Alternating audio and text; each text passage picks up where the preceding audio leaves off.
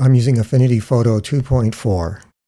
Here's a quick and easy way to add a soft focus effect to your photos. I'm using a portrait, but this can be done with any type of photo. I'll begin by duplicating the background layer by pressing Command-J or Control-J in Windows.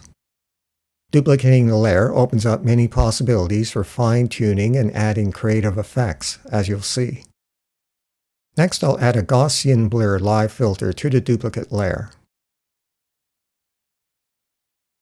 I'll place a checkmark in Preserve Alpha to protect the borders of the image. Now I'll increase the radius to blur the image. I'll set it pretty high, but you can set it to whatever works best for your image.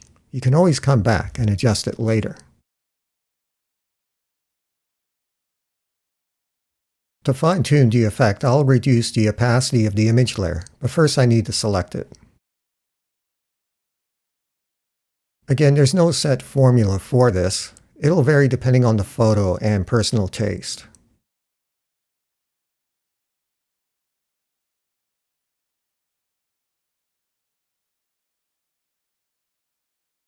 That looks just fine, and one could stop here, but I'll fine-tune this by removing the blur from certain areas. The first step in doing that is to apply a mask to the Gaussian Blur Live filter layer. I'll click the mask icon at the bottom of the Layers panel. I'll expand the background layer to reveal the mask and Gaussian blur layers beneath. Now I'll grab the mask and drag it over the Gaussian blur layer until just the Gaussian blur layer's thumbnail is highlighted and release it. I'll expand the Gaussian blur layer to make sure the mask is selected. I'll grab a paintbrush and set its color to black.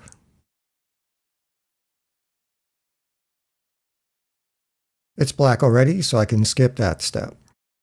Next, I'll make sure hardness is 0%. I want a soft brush outline for this. And flow should be 2% and opacity 100%. A low flow allows me to remove the blurring gradually. I'll zoom in on her eyes by holding down the Command key, Control key in Windows, and tapping the plus sign key. I'll paint on the eyes to remove the blur, which will sharpen them. If needed, the square bracket keys can be used to adjust the size of the brush. I'll paint over the entire eye, including the eyelashes.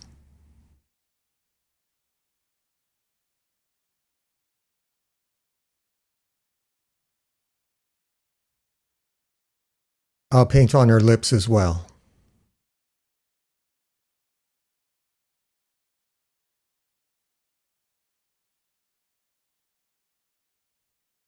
I'll get back to the default view by pressing Command-0, Control-0 in Windows. I'll make the brush a bit bigger and paint a stroke or two over the tip of her nose and along its ridge. I'll also sharpen the eyebrows and paint over the eyes a bit more. And I'll paint a stroke along her jawline and chin to help accentuate the shape of her face.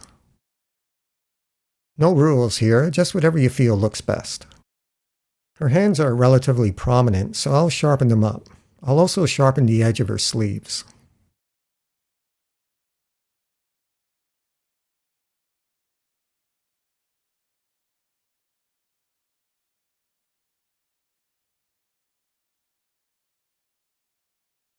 I think that looks fine.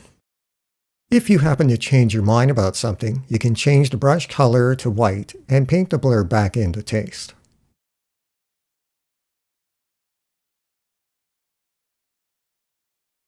Again, one can stop here, but I'll add some creative effects. The easiest thing is to try a different blend mode. I'll make sure the top layer is selected and cycle through the different blend modes to see if I can find something that works.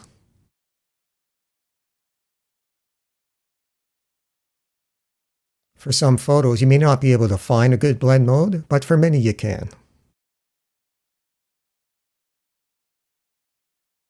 Many of these look great.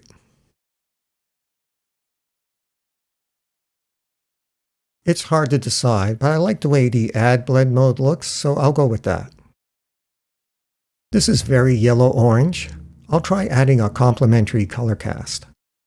Looking at the color wheel, Opposite yellow-orange is medium light blue, so I'll try applying a cast in that color. I'll add a recolor adjustment.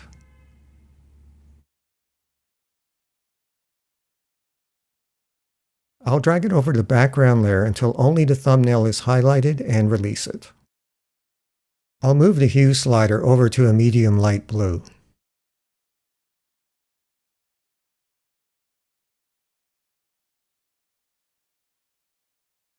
I'll adjust the saturation slider.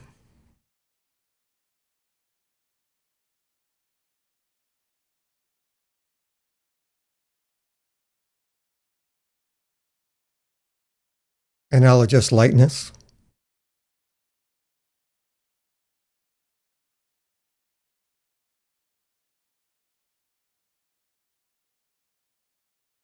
Kind of warm and cold at the same time, but to my eye it works. Let's see what changing the blend mode of the recolor layer does.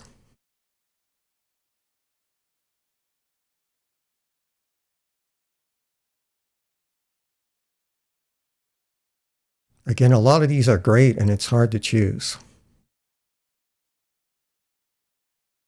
I really like how Color Dodge looks, so I'll go with that one. Next, I'll try lowering opacity.